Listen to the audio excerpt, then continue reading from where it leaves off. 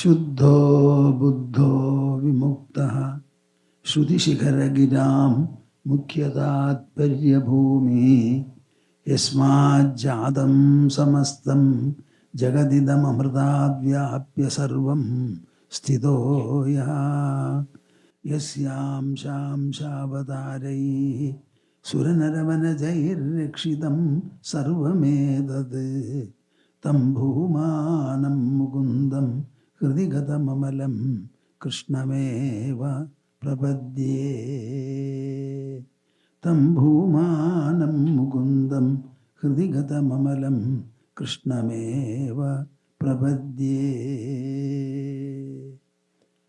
Madhya hridaya kashe Sadanandamayo Guruhu Udetu Satatam Samyag Swatmananda Prabodhaga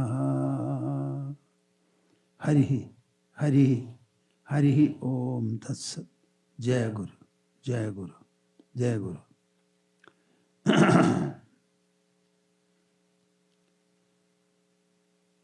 This is a very holy and austere center.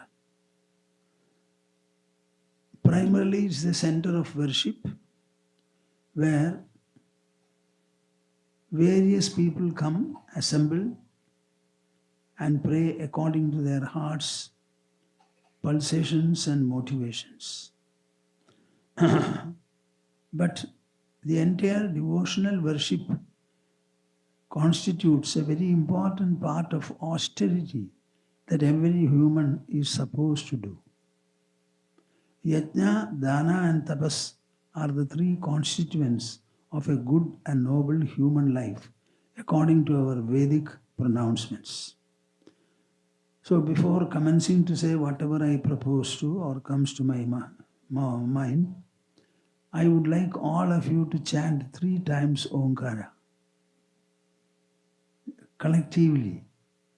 While doing so, I would like you to have a specific thought in your mind individually that our joint recitation should spread upon the whole of the earth, showering its benedictions on every living being upon our planet. This kind of a sankalpa thought can be nurtured only by the human. Out of the 8.7 millions of living beings which are thriving on the earth, a fact many of you may not know at all. You know, my voice is not at all good. I don't know when I will stop speaking. It is so bad. Whatever I am not able to do properly, I would like all of you to fill the gap and make the recitation a very good japa taponusthana. Interlock your fingers and put them on your lap. Sit comfortably erect. Close your eyes. Open the mouth and heart and join me.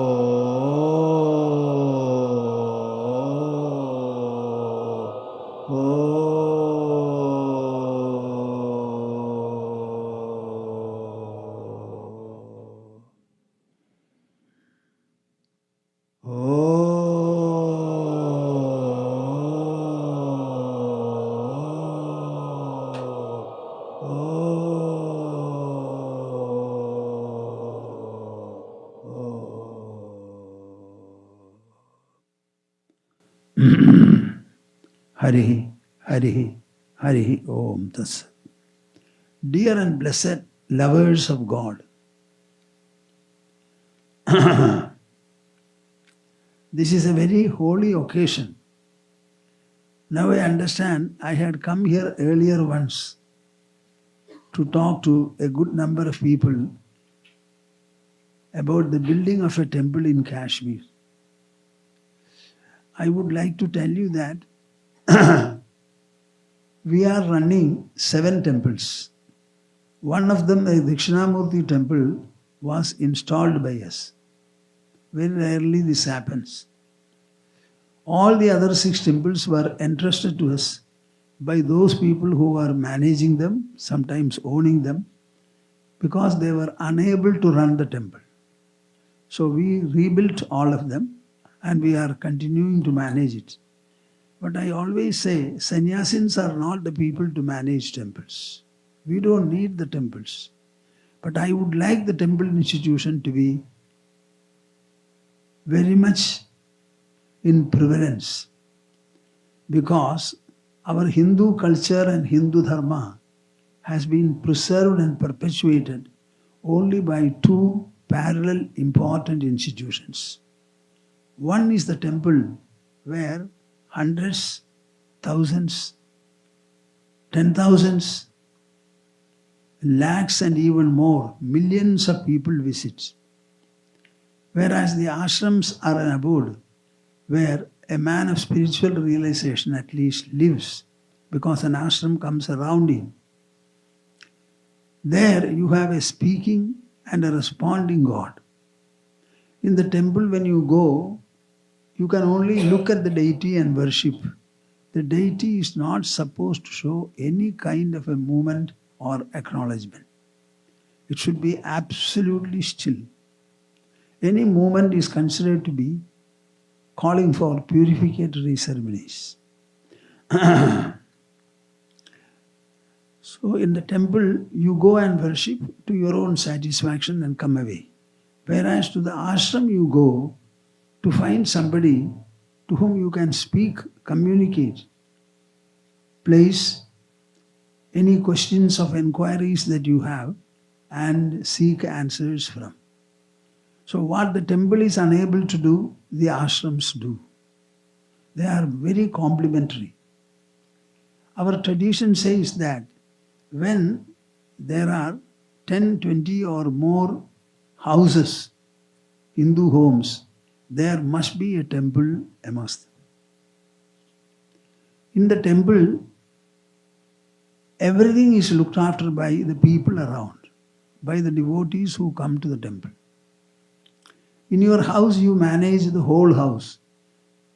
No home need manage the whole of a temple. But everyone should manage a part of the temple. That collectiveness is important. However much you may have your home and you may nourish your body, there are instances where we suffer from ill health. So we have to go to a hospital. Hospital is necessary for the residents of houses in order to live comfortably. In the same manner, we have the educational institutions where we send our schools for education. Exactly in the same manner, with a greater importance, the temples are necessary to ensure the mental and intellectual welfare and progress and solidarity of every individual. This is something that we should know. In the house, any house, however well managed, you will find there is always trouble and torment inside. These troubles and torments cannot be cured by the house. You have to come to the temple. And the temple is the place where you can express freely whatever you want to have, and you can seek solutions from the temple, the deity, the manner in which you worship. Visiting the temple is actually an austerity. Unfortunately, caught up in modern civilization, many people do not know the science and art of temple installation and temple worship. So I thought I will tell you something about it.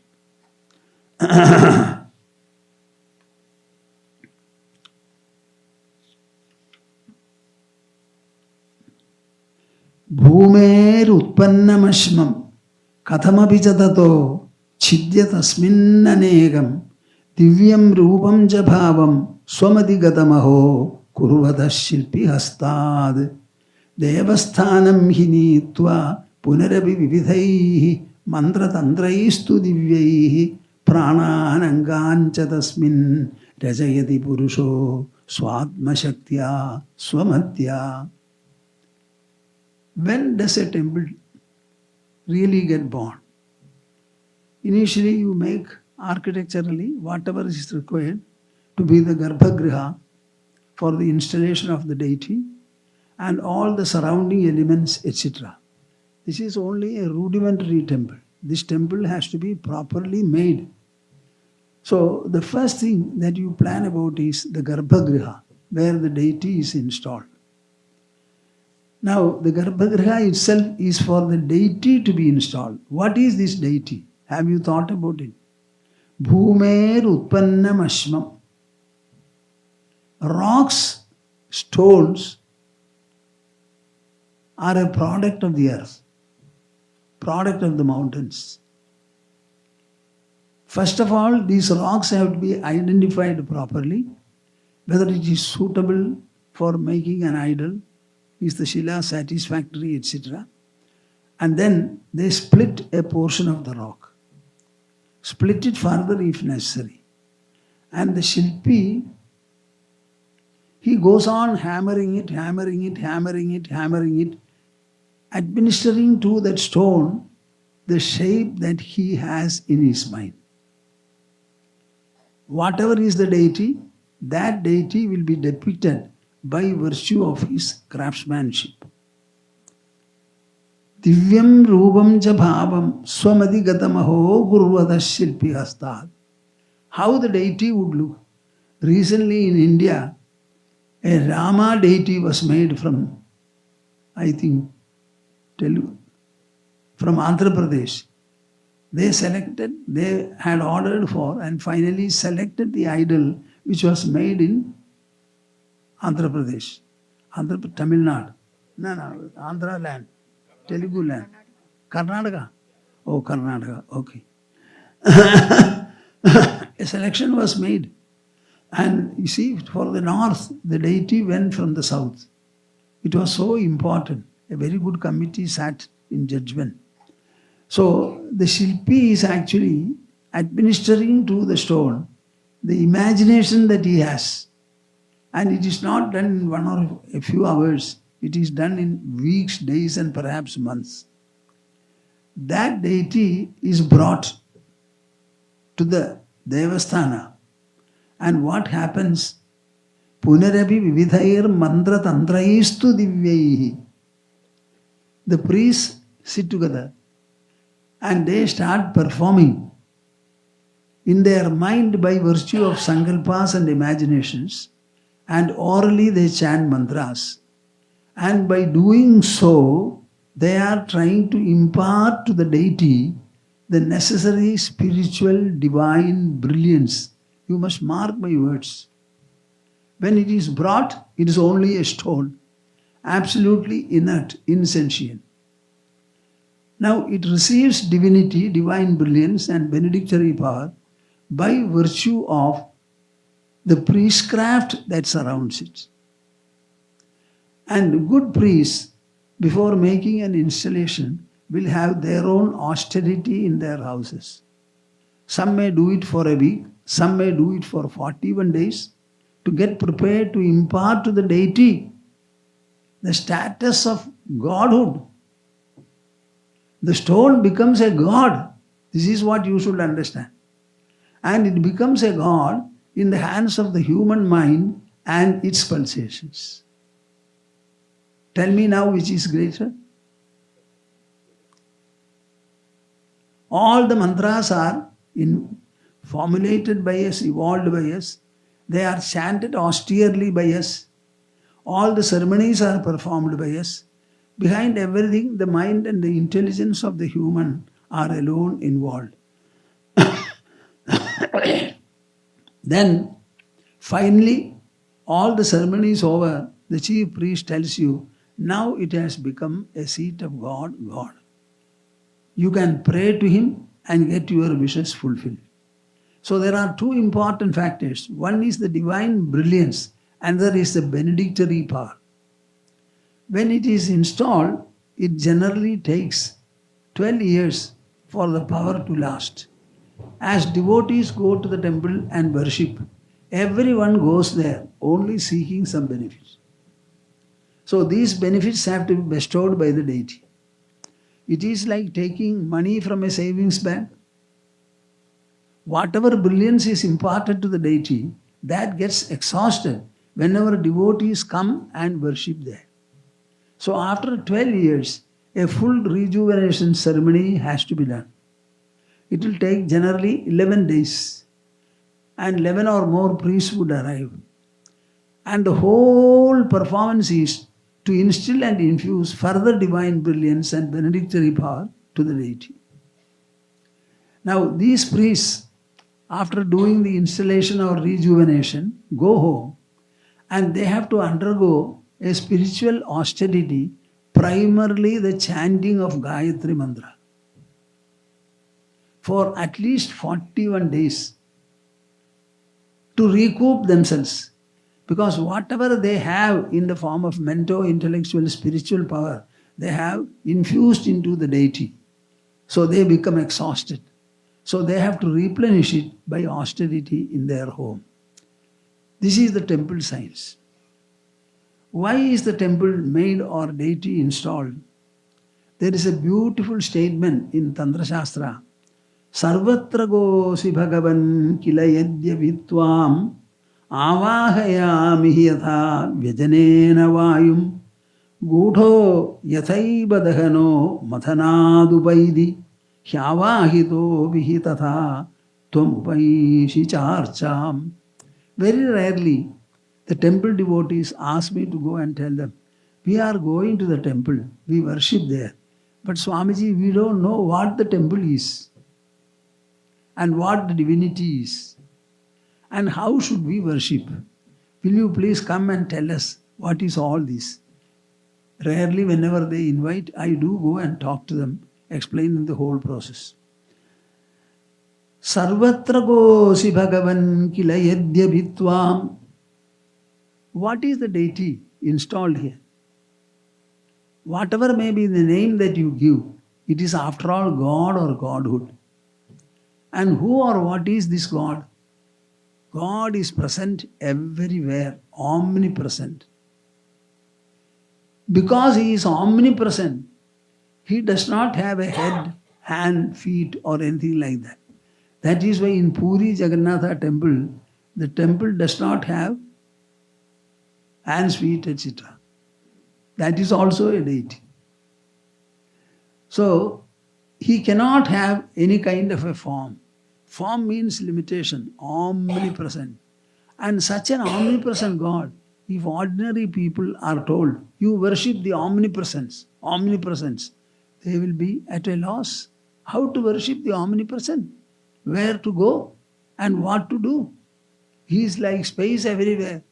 So they won't be able to make head or tail out of the instruction. So he says, the priest says, Sarvatra gosi bhagavan. Though you are present in all the places, kila yadya vitvam avahayami yatha vyajanena vayum. I am invoking you, your presence here in this stone at the time of installation. How do I do it? Vyajanena vayum. You are sweating. There is air all around. That all around air is not able to take away your sweat.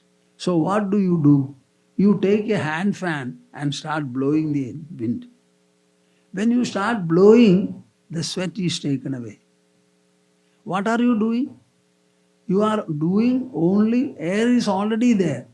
And you are pushing it in a certain manner, that's all, over your body. In the same manner, though you are present everywhere, my dear Lord, I am invoking you and asking you to be present specially in this idol. Just like using a hand fan, we are able to manipulate the presence of the air so that we get free from the sweat. Avahayami yatha vyajanena vayum gudho yathaiva dahano mathanadupaidi. fire is concealed in wood. But that fire will never come out, nor do we know about it. So it is made into two pieces and churned, one rubbing the other. Then you will find, quite unimaginably, the fire issues forth from the wood itself. In the same manner, my avahana, my invocation, the mantras and the tantras I use for the purpose, it is a process by which the all-pervading Lord is made to be manifest in the deity. See the thought process? Behind everything there is a science. That science should be understood by people. A temple will be good, provided, what is a temple? A common place of worship. All of you are not able to do puja every day in your homes. You have neither time, nor the skill, nor the readiness, nor the knowledge. At the same time, you must have the benefit of devotion and worship. That is why a common or a public place of worship is installed. And it is managed by a team of people in one way or the other. And there is a priest who always looks after the deity, does the worship. But the daily puja will not be sufficient to maintain the divine brilliance and benedictory power. That is why once in 12 years, a special rejuvenation ceremony is held. So if the priest does his aradhana properly, considering it to be an austerity, putting all the mind and heart and soul into it, then the brilliance of the deity will be preserved. A good priest doing puja in a temple is the greatest reward that you can expect from a temple. People are coming here.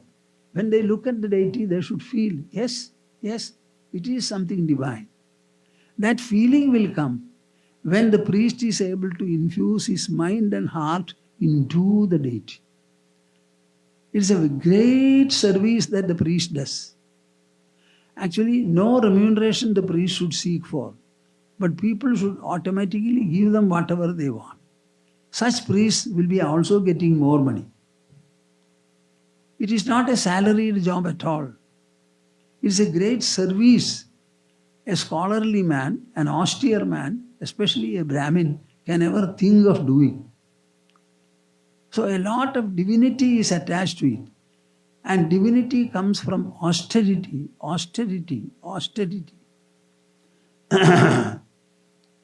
So this is very, very important. To maintain a temple, do all the austerities there properly and encourage and inspire people to come and worship there and seek blessings. It is a great service that you can imagine. So it should be thought of in this direction. In a temple, what all things should be done?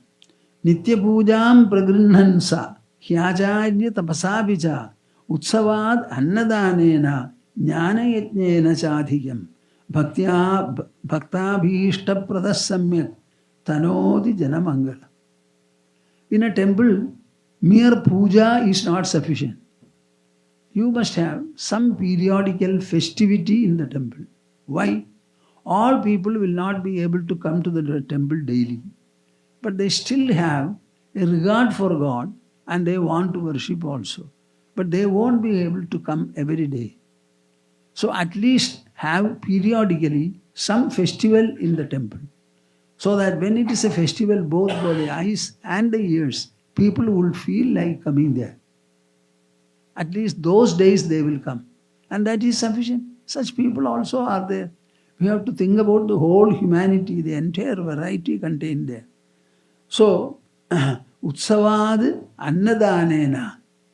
Any temple where Annadana is done, the deity's brilliance will increase. Jnana Yajna Chadhikam. There should be something like a discourse of this kind where the whole science, the purpose and the objective of temples, temple worship, how to worship, what is the right kind of worship, what is the way to go to the temple, what is meant by pradakshina, etc. All these should be explained to people. Unless you serve the mind and intelligence of people, no custom or no anushtana will last long. Everything depends upon the knowledge. You must be able to stimulate both the emotional mind and the rational intelligence of man. Tanodi Janamangalam.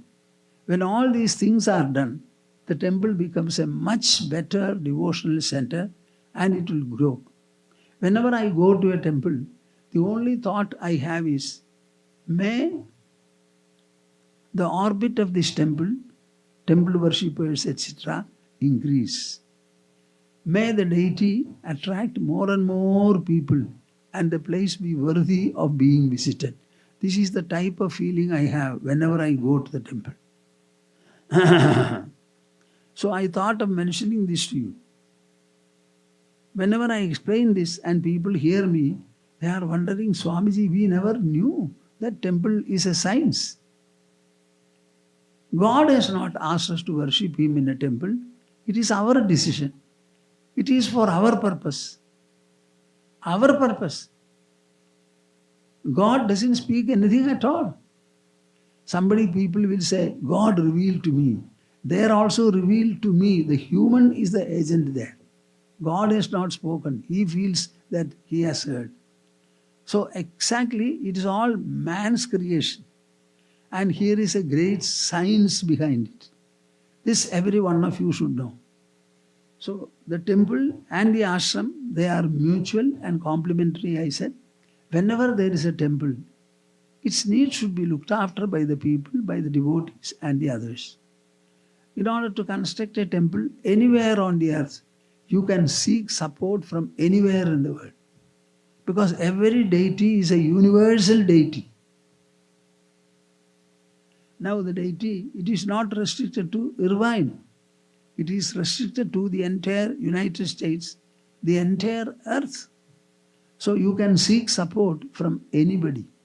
A proper committee should be appointed. I cannot say because I don't know much about America and American practices, likes and dislikes. In India I can speak much better, give directions also. But here I don't know. A very good, respectable committee should be formed and the plan of action should be announced properly and you seek the support. You can go to anybody in the world seeking support for a temple. Maybe you visit a person, seek support. He may not give you. It does not matter. He is not the only person in the whole world. If 2 people refuse, 4 others will support you. And that is the way it should be. Whenever we attempt divine things, don't think that we will have all the money. Have all the money and spend 90% of it. This is the way for the worldly people. For divine people, a plan will be there in the mind, a feeling and a devotion. And he will say, let us attempt it. They may not have any money. And they will start proceeding with the task. The estimate goes further up like that. So when they get plan for 10,000, they will get 8,000. By the time they complete the work, the plan will increase. So it will always be deficit. Then only you will have devotion. Suppose you have enough money and a part of it you spend. What austerity is required? You will have nothing, nothing, nothing. In America, the first temple was made by Ramakrishna Mission. The Swamiji, when we went there, where is it? San Francisco. So the Swamiji took us to particularly there and showed everything. And he narrated to me one incident. Would you like to hear it? Huh? Listen to me. They started constructing the temple. Ultimately, the estimate went up. It was beyond expectation. They required some money, entered into an agreement with someone. I cannot tell you all the details, I don't remember also.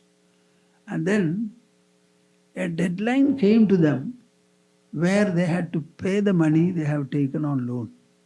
Otherwise the land will be different. it will be taken over. So they were in a crisis. The Swami was in trouble. We have such legends in India. But this is not a legend. This is reported to me by a Swami of Ramakrishna Mission.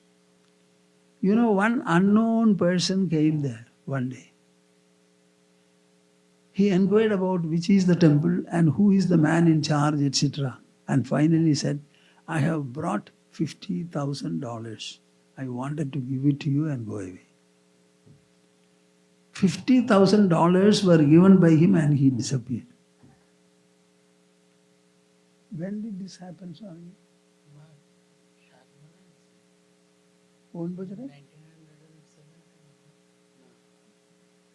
Maybe 1910 says Swamiji, this happened. This is how good, noble, great work is being done. God's treasury is never empty. Never empty. People may live in poor standards. Even then, when necessity arises, we must be able to devote part of the earnings. Yajna, dana and tapas. These are the three virtues and disciplines required. Yajna means anything offered in the name of God, yajna. Dana means you freely give something to somebody saying that, please receive this and make use of it. It's a great blessing for me. I am happy if you will accept my offer and make use of it. In this way you give dana. Tapas is austerity. Austerity in the sensory, bodily level, oral level, mental level and intellectual level. I am not explaining these further. Austerities also are of four kinds, four levels. Bodily, oral, mental and intellectual. Yajna, dana and tapas. These should be done by all good, noble human beings at all times in life. Don't think your life will be fulfilled only by earning and spending in the family. No, not at all. As is your family, so are all the families in this world. The tendency and the feeling to give something to the other. One day, a beggar came to our ashram. Nowadays, they don't come. Years back. So sometimes good beggars, we give them something, but I also enter into a discussion with them. So that beggar was saying, every day, whatever I get, a portion of it, I drop it in the hundi of a temple, he says. Another beggar in Alway, a bank manager who was walking with me in the evening, told me, this man was almost mad. He said, do you know in his name in my bank, a few lakhs of rupees are there. We don't know what to do with it. He has become mad. This is India. This is India. Know it well. So you have a great tradition. When I came in 1973 for the first time to United States, that was the time in Washington, the first temple of the country was erected. What is the temple name? Washington. Balaji Temple, I think. After that, now quite a number of temples have come. Quite a number. This is how the culture has grown. I wish you well. Let there be whatever you propose to do, let all of it take place. But understand that God's ways are very, very beautiful. This is the one statement I can make. Ananyas chintayanto mam yejanah paryupasate tesham nityabhiyuktanam yoga kshemam vahamyam. Bas. It is not life insurance corporation. Yoga kshemam vahamyam. With the thought of God, love for God, dedication to Him, you do whatever you want, especially the needs of the society. It will be fulfilled, there is no doubt at all. I mentally embrace all of you and bless you. May you have very good children born at home not one generation, several generations. All the children should first of all love the family. Equally, they must have love for the society. They should believe in God.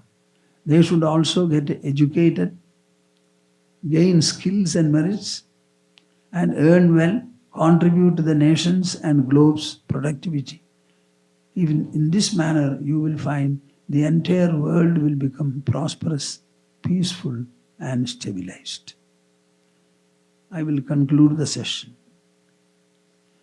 Samvedya varjitamanuttamamegamadyam samvidpadam vigalanam kalayan mahatman hridyeva tishta kalanarahita kriyam tu kurvan agartrapadamethya shamodhidashri kurvan agartrapadamethya shamodhidashri. Hari Hari Hari Om Tas Jai Guru.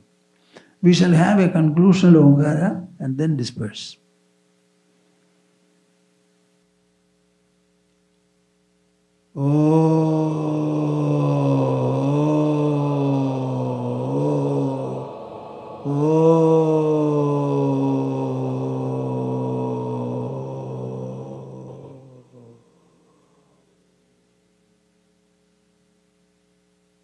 Hari Om Tat Sat. Jai Guru, Jai Guru, Jai Guru.